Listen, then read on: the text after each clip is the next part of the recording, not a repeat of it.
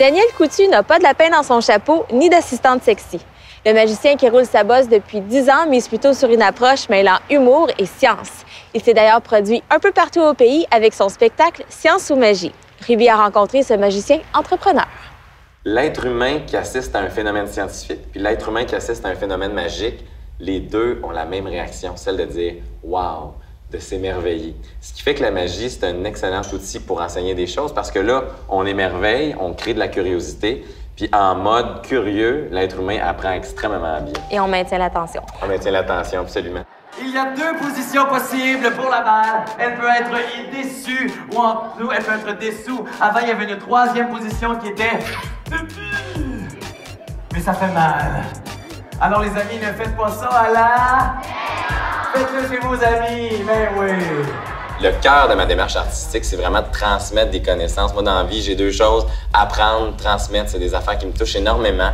Donc, via mon art, via la magie, si je réussis à enseigner quelque chose, que ce soit au niveau des sciences, dans mon spectacle Science ou magie, ou encore j'apprends la magie parce que j'ai une série DVD pour apprendre des tours de magie, si j'ai réussi à transmettre quelque chose, je pense que j'ai accompli mon objectif. Donc, je suis un magicien pédagogue.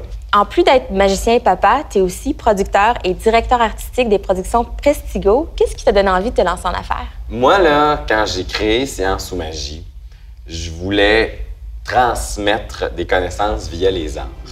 Et les productions Prestigo, c'est né un peu de ça. C'est-à-dire que nous, on produit, on met en marché et on fait la promotion de spectacles éducatifs destinés à la jeunesse. Je trouve que les arts, en général, il y a quelque chose de magique là-dedans. Absolument. Il y a quelque chose qui ouvre les horizons, puis c'est un des meilleurs outils pour enseigner, pour transmettre des connaissances. Je vais vous donner quelques indices. Quand je prends la balle et que je la mets dessus, elle n'est pas dessus, elle est dessous. Wow, c'est cool. Si elle n'est pas dessus, elle n'est pas dessus. Si elle est dessus, elle est dessous. Si elle n'est pas dessus, elle est à terre. C'est à terre, c'est prévu, c'est dans le texte, c'est dans le texte, c'est dans le texte. OK, alors on prend la balle, on la met là, on la présente, elle est là. Et là, comprenez-vous? Accompagne. Depuis les 10 dernières années, les gens qui m'ont dit oui en premier, ce sont les francophones hors Québec.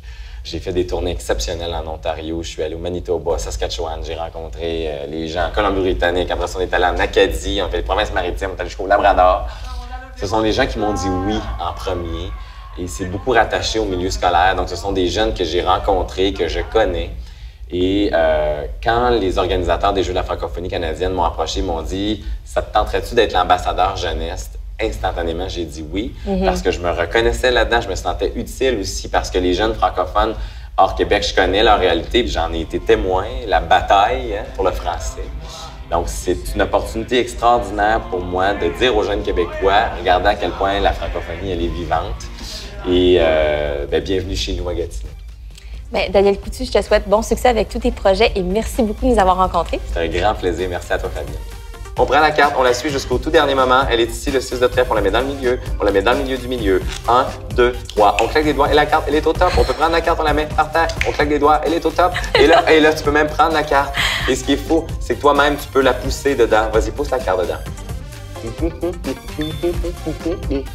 Là, je te comprends plus.